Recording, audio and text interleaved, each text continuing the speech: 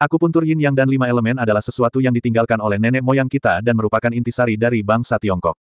Tuan Tang telah menggunakan rangkaian akupuntur ini untuk merawat banyak pasien, dan hasilnya luar biasa. Tapi Lu Yun, seorang bajingan kecil, berani mengatakan bahwa metode akupuntur ini sudah ketinggalan zaman. Bukankah ini tidak masuk akal? Tentu saja Tuan Tang marah. Lu Yun pada awalnya tidak menyukai Lu Yun, tapi sekarang dia menjadi semakin tidak senang.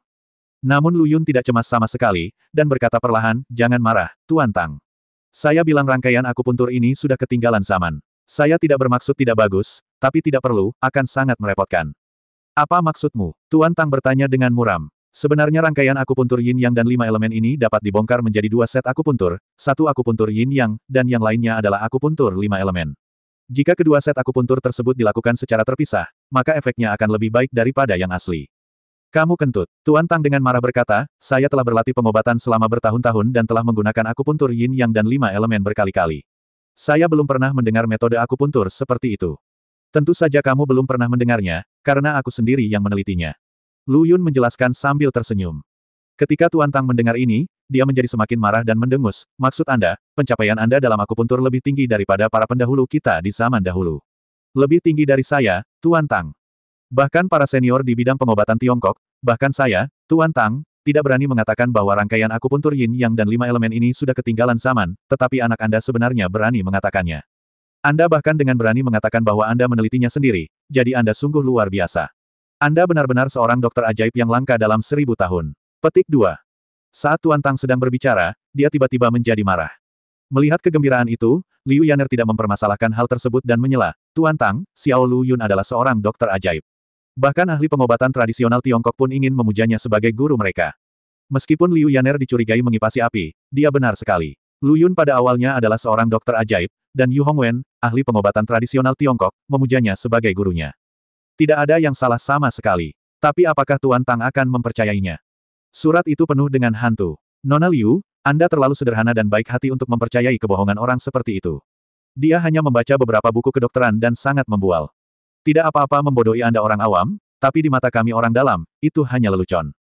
Nona Liu, bukan karena saya, Tang, terlalu banyak bicara.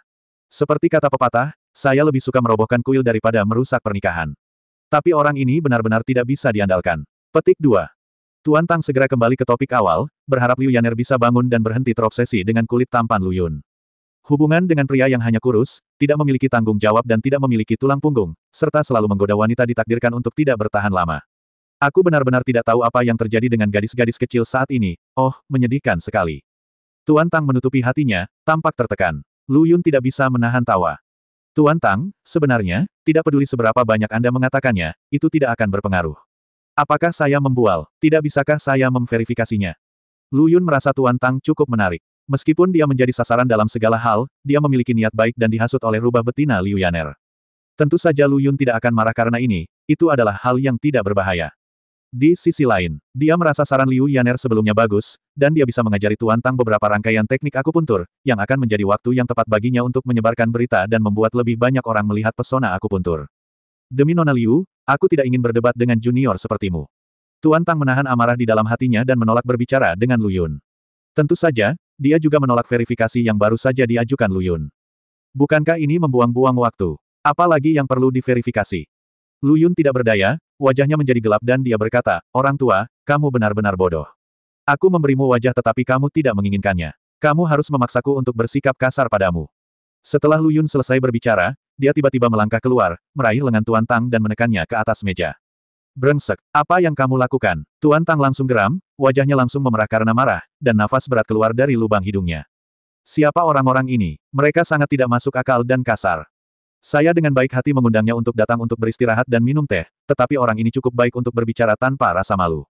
Dia benar-benar menyentuh saya karena perselisihan. Benar saja, dia adalah seorang yang biasa melakukan pelanggaran. Dia tidak hanya suka memanfaatkan gadis-gadis, dia bahkan menolak untuk melepaskannya, bahkan seorang lelaki tua berusia 70-an atau 80-an. Apakah karena hilangnya moralitas atau distorsi sifat manusia? Tentu saja Tuan Tang menolak menyerah dan berjuang keras. Dia tidak akan pernah membiarkan kepolosannya dalam hidupnya hancur di tangan iblis Lu Yun. Tapi kekuatannya tidak bisa dibandingkan dengan Lu Yun. "Guru," Wu Jie mendengar keributan di sini dan berlari untuk melihatnya. Ekspresinya tiba-tiba berubah dan dia meraung dengan marah, "Kamu bajingan, apa yang akan kamu lakukan pada guruku?" Dia mengambil tongkat dan bersiap untuk menyerang. Pada saat ini, tapi tiba-tiba aku mendengar Bos Tang berteriak, "Wu Jie, keluar dari sini. Berhenti ikut campur dalam urusan orang lain." "Guru, aku akan mengeluarkanmu." "Baiklah guru, saya hanya dangkal." Wu Jie bingung dan mundur dengan marah. Setelah Tang memecat Wu Jie, dia mengalihkan pandangannya kembali ke lengannya dan melihat lebih dari selusin jarum filiform telah dimasukkan ke dalamnya. Inilah yang baru saja dimasukkan Lu Yun, gerakannya halus, dan dia memasang setiap jahitan dengan tegas, jadi dia menyelesaikan seluruh rangkaian teknik akupuntur hampir seketika. Itu adalah jarum 5 elemen Yin Yang. Yang terpenting adalah meskipun kecepatan jahitan Lu Yun cepat, kekuatan, sudut, dan akurasi setiap jahitannya sempurna. Tuan Tang bisa merasakan ini secara langsung. Dengan kata lain, Lu Yun mengatakan sebelumnya bahwa dia mengetahui Yin Yang dan akupuntur 5 elemen, tetapi dia tidak hanya mengetahui titik-titik akupuntur ini, tetapi dia telah benar-benar menguasai tekniknya. Dia benar-benar melakukannya. Yang paling mengejutkan Tuan Tang adalah Lu Yun mampu melakukan Yin Yang dan jarum 5 elemen dalam waktu sesingkat itu, yang menunjukkan bahwa kemahiran Lu Yun dalam rangkaian teknik akupuntur ini benar-benar lebih unggul dari miliknya. Bagaimana pemuda seperti itu bisa mencapai level seperti itu? Orang ini sangat menakutkan. Pupil dalam Tuan Tang bergetar hebat. Pulih dari keterkejutan, bibirnya yang kering sedikit bergetar dan dia berkata, "Anak muda, kamu sebenarnya tahu Yin Yang dan akupuntur 5 elemen. Siapa yang mengajarimu ini?" "Saya mempelajarinya sendiri dari buku kedokteran." Keterampilan medis Lu Yun diperkenalkan kepadanya oleh Tian Xuanzi, tetapi Tian Xuanzi hanya mengajarinya beberapa teknik dasar akupuntur, lalu melemparkannya sebuah kotak besar dan mengabaikannya. Untungnya, Lu Yun memiliki tingkat pemahaman yang tinggi, dan dia mempelajari beberapa teknik akupuntur aneh di dalam kotak dengan analogi.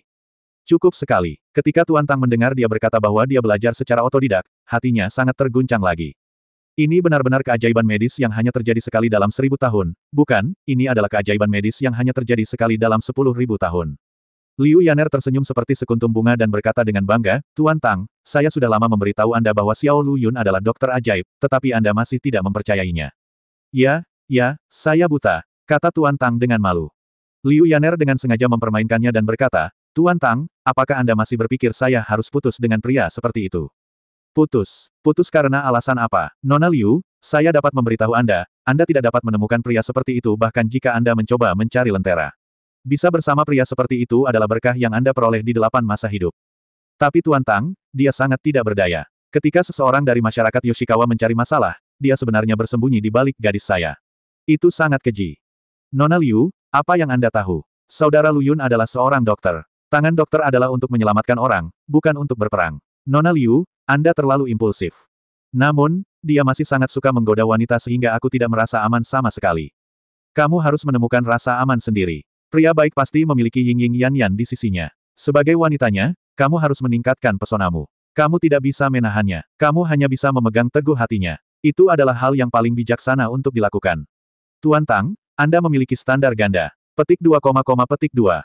Tidak, satu-satunya kelebihan Lu Yun menutupi semua kekurangannya sebelumnya, dan langsung meningkatkan kesukaan Tuan Tang terhadapnya. Lu Yun adalah orang yang tidak tahu malu, dan dia merasa sedikit malu. "Tuan Tang, letakkan tanganmu yang lain di atas meja."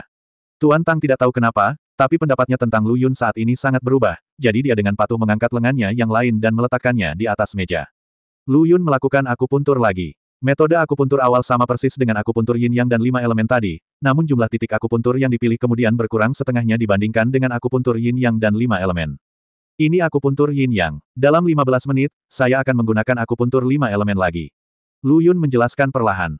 Tuan Tang tiba-tiba membuka matanya dan berkata, "Saudara Lu Yun, apakah kamu serius?"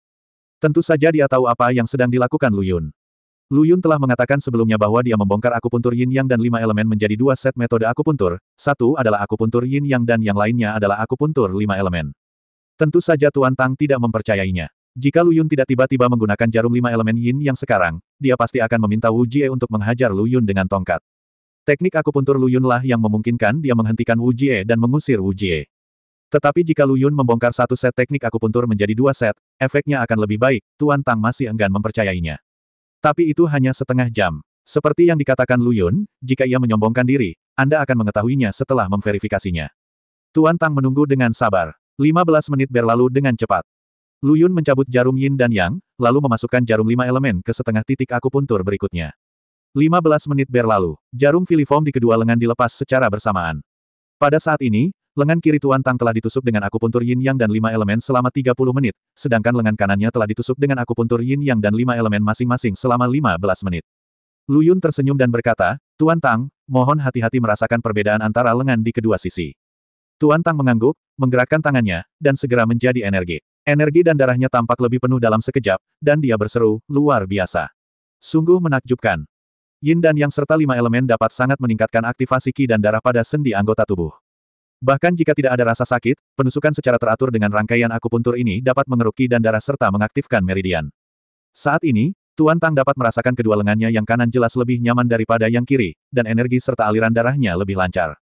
Perbedaan ini sangat halus, tetapi Tuan Tang, sebagai praktisi pengobatan tradisional Tiongkok senior, secara alami dapat merasakannya, dan dia juga mengetahui dengan jelas bahwa akupuntur 5 elemen yin yang dibongkar memang lebih efektif. Sungguh menakjubkan. Apa yang sebenarnya terjadi? Tuan Tang mau tidak mau bertanya. Dia tidak lagi menganggap Lu Yun sebagai junior, tetapi sebagai ahli pengobatan Tiongkok untuk membahas masalah ini.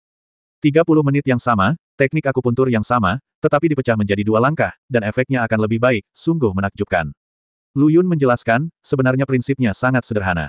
Terkadang terdapat banyak tempat akupuntur yang padat, yang akan saling mengganggu dan mempengaruhi kemanjurannya. Jadi, bongkar saja dan gunakan. Adik Lu Yun, kamu benar-benar jenius. Tuan Tang memandang Lu Yun dengan semangat tinggi, tidak dapat menahan diri untuk tidak memujinya lagi, dan kemudian bertanya dengan ragu, karena Anda sudah yakin sejak awal, mengapa Anda tidak memberitahu metode ini ketika Heng Chuanyi ada di sini sekarang? Heng Chuanyi adalah model akupuntur yang sangat bagus. Jika Lu Yun memberitahu tentang metode akupuntur ini sebelumnya, bukankah dia akan langsung bisa menggunakannya? Lu Yun tersenyum dan tidak menjawab. Namun, Liu Yaner mengajukan diri dan berkata, Tuan Tang, pikirkanlah. Lu Yun kecil masih sangat muda. Jika kamu pamer di depan orang luar, bukankah itu akan membuatmu kehilangan muka? Hei, apakah aku, Tang, orang yang berpikiran sempit? Aku bahkan tidak bisa cukup berterima kasih karena bisa mempelajari metode akupuntur ajaib dari adik laki-laki Lu Yun. Bagaimana aku bisa merasa kehilangan muka? Tuan Tang menatap Lu Yun dalam-dalam, berpikir bahwa pemuda ini tampak tidak dapat diandalkan, tetapi dia tidak menyangka pikirannya begitu peka. Tanda tanya, sikap Lao Tang terhadap Lu Yun telah mengalami perubahan 180 derajat yang mengejutkan. Setelah itu, keduanya berbincang tentang beberapa masalah yang berkaitan dengan pengobatan tradisional Tiongkok dan akupuntur. Mereka terbawa suasana dan sepertinya sudah melupakan keberadaan Liu Yaner. Liu Yaner sedang duduk di dekatnya dan tidak dapat berbicara dengannya. Dia bosan dan hanya berjalan ke sudut dan memanggil Ishihara Junko. Dia mengirim pesan ke Junko Ishihara setengah jam yang lalu, mengatakan bahwa dia menunggunya di Aula Huichun. Ishihara Junko menjawab bahwa dia akan segera tiba. Tapi sudah lama sekali, dan Junko Ishihara belum juga datang. Liu Yaner merasa sedikit khawatir, jadi dia menelepon Ishihara Junko untuk menanyakan situasinya. Ishihara Junko meminta maaf dan mengatakan bahwa dia mengalami sedikit masalah dalam perjalanan, tetapi masalah itu telah diselesaikan. Saat itulah Liu Yaner merasa lega. Tuan Tang, sebaliknya, masih mendiskusikan masalah pengobatan tradisional Tiongkok dengan Lu Yun dengan penuh minat. Semakin mendalam pertukarannya, semakin membuat Tuan Tang kagum. Meskipun rekan senegaranya dari kerajaan naga ini masih muda, pengetahuannya tentang pengobatan Tiongkok tidak kalah dengan ahli pengobatan Tiongkok manapun. Dalam lebih dari 10 tahun, apakah generasi muda kerajaan naga menjadi begitu luar biasa? Tuan Tang memegang tangan Lu Yun dengan penuh semangat dan hampir menitikkan air mata. Sahabat karib, mengapa Anda tidak bertemu dengan pemuda luar biasa ini sebelumnya? Tuan Tang menangis. Ide-idenya bertentangan dengan banyak kaum konservatif di kerajaan naga. Tentu saja, dia tidak dapat berbicara dengan orang-orang di Asosiasi Pengobatan Tradisional Tiongkok. Jarang sekali ada diskusi mendalam dengan orang lain. Mempromosikan budaya pengobatan tradisional Tiongkok di negara asing adalah jalan yang sulit. Meskipun dia sekarang memiliki banyak pasangan yang berpikiran sama, Tuan Tang mengatakan dia tidak akan kesepian, tetapi kesepian yang ada di lubuk hatinya sulit untuk dijelaskan. Perasaan kesepian ini mirip dengan kesepian seorang tuan. Sebagian besar rekan senegaranya dari kerajaan naga di Aula Huichun seperti Wu Jie, yang mirip dengan murid magang. Tuan Tang berkata bahwa efek pengobatannya bagus, jadi mereka tidak akan meragukannya sama sekali. Hal ini sepertinya merupakan bentuk penghormatan, namun bagi Tuan Tang, ia berharap bisa bertemu dengan lawan yang bisa bertarung dengannya karena masalah medis dengan wajah memerah. Kemunculan Lu Yun kebetulan memainkan peran lawan ini. Jadi Tuan Tang sangat bersemangat. Ketika dia mengetahui bahwa Lu Yun hanya akan tinggal di negara Dong yang paling lama sebulan, dia merasa menyesal. Keduanya sedang asyik ngobrol ketika tiba-tiba terdengar suara gaduh dari luar hingga memecah keharmonisan suasana. Apa yang terjadi? Tuan Tang tiba-tiba mengerutkan kening dan meninggalkan ruang tunggu dengan ekspresi tidak senang di wajahnya. Dia berjalan ke aula utama, siap memarahi orang-orang yang berisik di luar. Lu Yun dan Liu Yaner juga mengikuti. Saya melihat seorang pemuda berpenampilan arogan dari Jepang berteriak keras di depan pintu aula Huichun sambil memegang tongkat baseball di tangannya. Matsuda Tetsu, sudah kubilang jangan menimbulkan masalah. Kenapa kamu membawa begitu banyak orang ke sini untuk menimbulkan masalah? Seorang gadis sangat marah sehingga dia ingin mendorong pemuda itu keluar dari aula Huichun. Di luar Aula Huichun, ada beberapa pemuda yang memegang tongkat baseball. Tuan Tang berteriak dengan suara yang dalam, "Chen Ting, apa yang sebenarnya terjadi?" Gadis bernama Chen Ting tiba-tiba mengubah ekspresinya dan berkata, "Ya, maaf Tuan Tang, Matsuda Tetsu adalah pacarku, aku akan melepaskannya sekarang."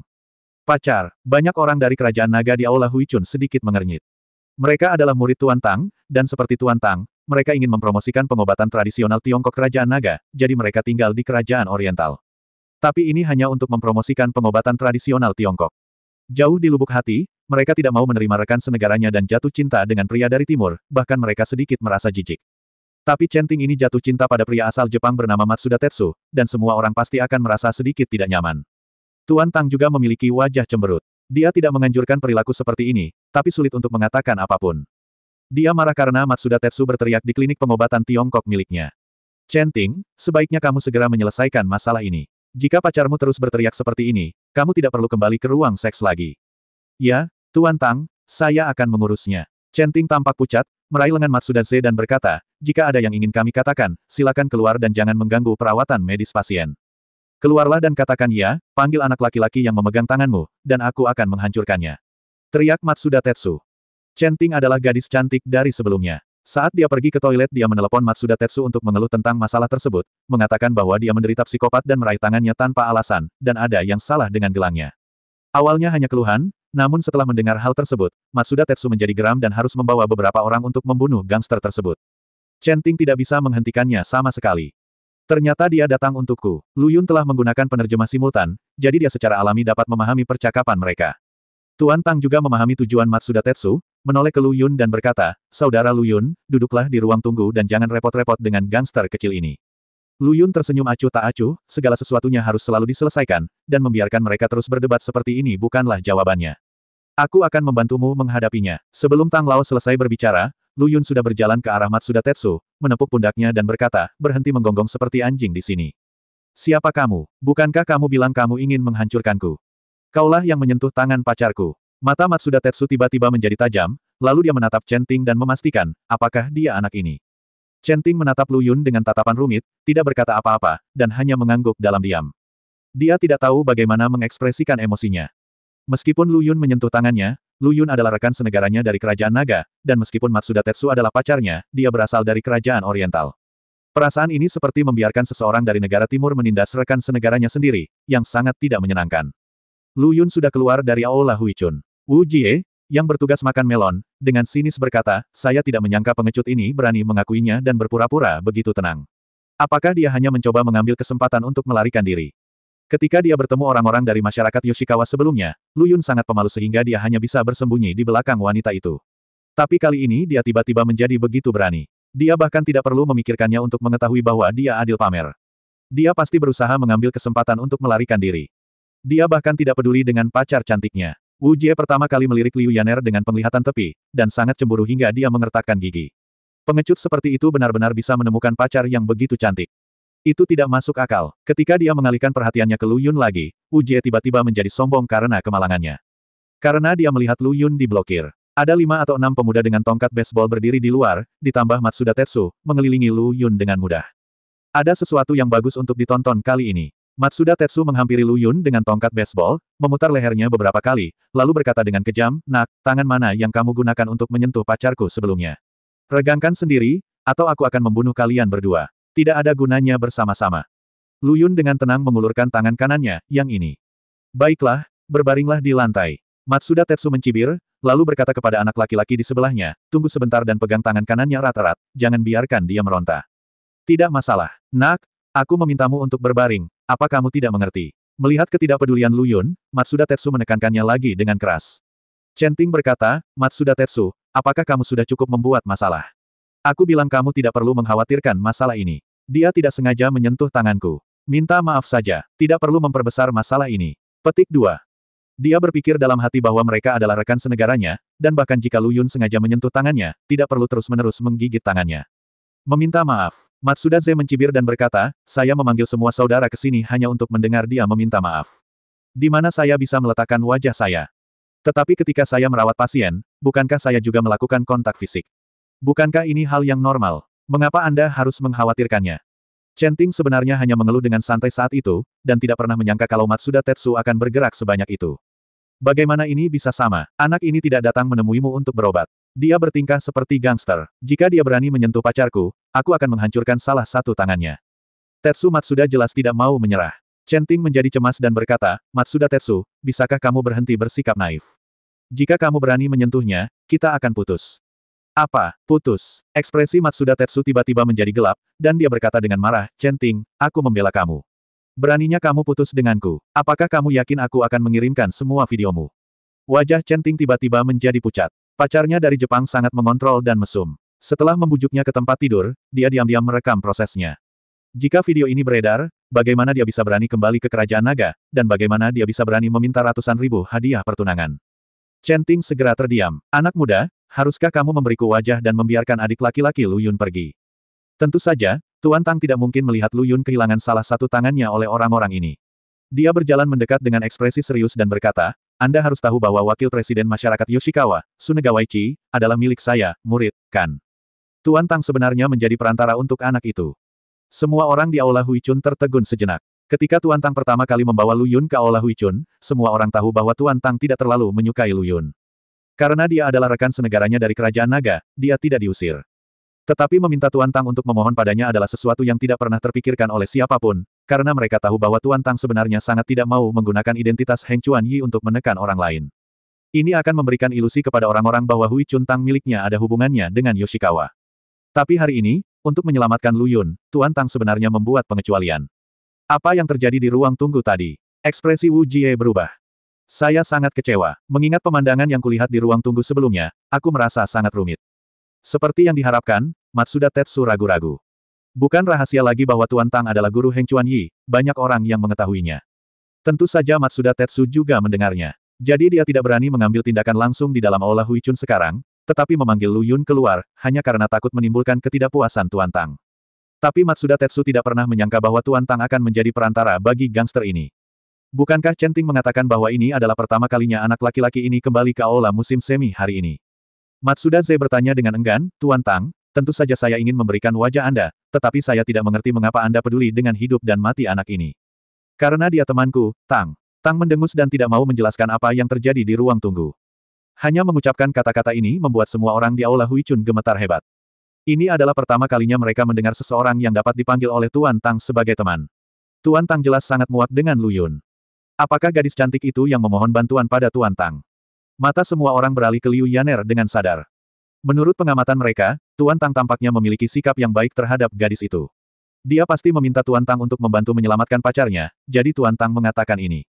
Kecemburuan di hati setiap orang tiba-tiba membara. Dia punya pacar yang cantik dan perhatian, tapi dia tetap menggoda wanita. Lu Yun ini benar-benar mengabaikan berkahnya di tengah berkah. Saat semua orang memikirkan hal ini, Liu Yaner tiba-tiba menyibakkan rambutnya di pelipisnya dan berkata sambil tersenyum centil, sebenarnya, alangkah baiknya jika salah satu tangannya dilumpuhkan, agar tidak main-main dengan wanita lagi. Liu Yaner tahu betul bahwa kucing dan anjing ini tidak perlu ditakuti di depan Lu Yun kecil. Makanya saya berani bercanda sembarangan. Tetapi ketika Tuan Tang mendengar ini, wajahnya menjadi gelap dan dia berkata, Nona Liu, sekarang bukan waktunya bagi Anda untuk cemburu. Berhentilah menceritakan lelucon seperti itu. Pertengkaran antara kalian berdua kekasih adalah urusan pribadi kalian. Sekarang ada yang mencoba menghancurkan tangan pacarmu, tapi kamu tetap membuat lelucon seperti itu. Itu sangat bodoh. Semua orang di sekitarnya benar-benar bingung. Apa yang sedang terjadi? Mereka sebelumnya mengira Liu Yaner lah yang memohon kepada Tuan Tang untuk menyelamatkan Lu Yun, tetapi sekarang tampaknya bukan itu masalahnya. Dengan kata lain, menyelamatkan Lu Yun adalah murni masalah niat pribadi Tuan Tang. Jadi apa yang baru saja dikatakan Tuan Tang, bahwa Lu Yun adalah temannya, apakah dia juga berbicara dari lubuk hatinya yang paling dalam? Apa yang terjadi pada mereka di ruang tunggu?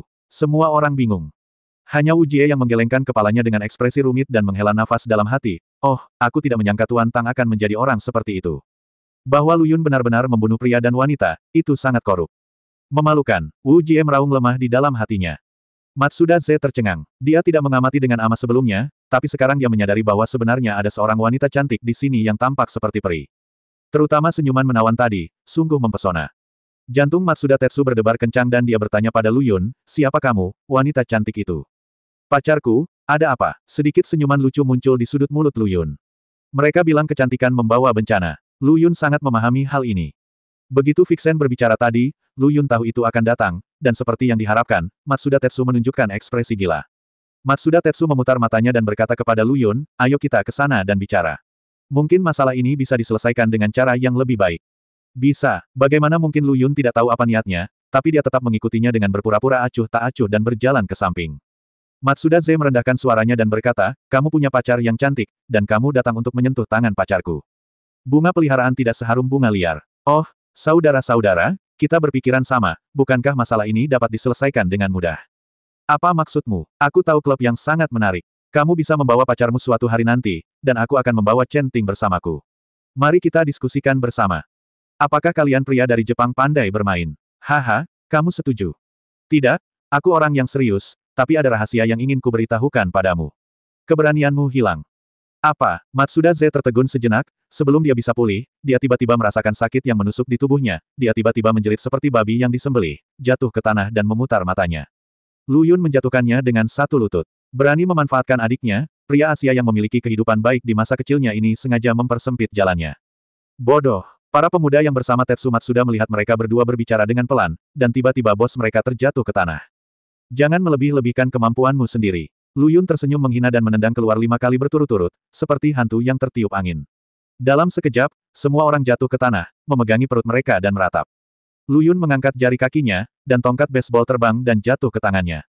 Lalu dia berjalan kembali ke arah Aula Huichun. Sekarang, semua orang di Aula Huichun sudah tercengang. Para pemuda itu jelas bukan orang yang baik. Perkelahian pasti merupakan hal yang biasa, tetapi mereka tidak menyangka bahwa mereka akan begitu rentan. Bahkan ketika mereka sedang memegang tongkat baseball, mereka bahkan tidak membuang tongkat sebelum ditendang ke tanah oleh Lu Yun. Apakah ini kungfu kerajaan naga? Para pasien oriental di Aula Huichun tidak bisa menahan diri untuk tidak berseru.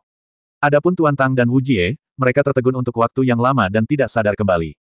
Bagaimana Lu Yun bisa begitu pandai kungfu? Lalu mengapa dia bersembunyi di balik Liu Yaner ketika dia bertemu dengan orang-orang dari masyarakat Yoshikawa?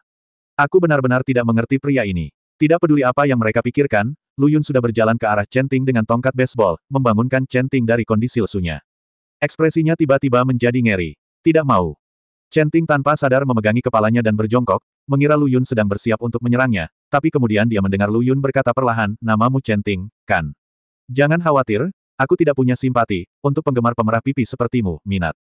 Demi kita semua sebagai rekan senegaranya, saya ingin mengingatkan Anda bahwa jika Anda terus memakai gelang Anda itu, tidak akan lama lagi Anda akan dipenuhi dengan roh jahat, dan bahkan para dewa pun tidak akan bisa menyelamatkanmu. Petik 2. Gelang ini diberikan kepadaku oleh Tetsu Matsuda, kata Chen Ting gemetar. Namun, Lu Yun tidak memperhatikannya sama sekali. Sebaliknya, dia berjalan ke arah Liu Yaner, wajahnya tiba-tiba menjadi gelap, dan berteriak, kamu rubah betina, kamu hanya membuat masalah bagiku, turunlah. Mengabaikan ekspresi terkejut dari orang-orang di sekitarnya, dia naik dan mendorong Liu Yaner ke bangku panjang, mengangkat tongkat baseballnya dan menamparnya. Bentak. Bagian yang menonjol menimbulkan riak. Wajah cantik Liu Yan tiba-tiba memerah karena malu, dan dia berteriak, Xiao Lu Yun, apa yang kamu lakukan? Jelas kamu yang menyebabkan masalah, bagaimana kamu bisa menyalahkanku? Masih berdalih. Tongkat lain jatuh. Lu Yun, bajingan sialan, aku tidak ingin kehilangan muka, beraninya kamu memukulku di depan banyak orang. Apa salahnya memukulmu? Kamu berani menyebut dirimu ibuku, dengan siapa kamu? Bentak. Lu Yun, aku akan membunuhmu. Bentak. Xiao Lu Yun, aku tahu aku salah, dan aku tidak akan pernah berani main-main lagi. Kemampuan aktingku perlu ditingkatkan. Bentak. Petik 2, petik 2. Semua orang di sekitar tercengang. Pada saat ini, suara dingin tiba-tiba datang, dasar bajingan, kenapa kamu tidak melepaskan Yaner secepatnya?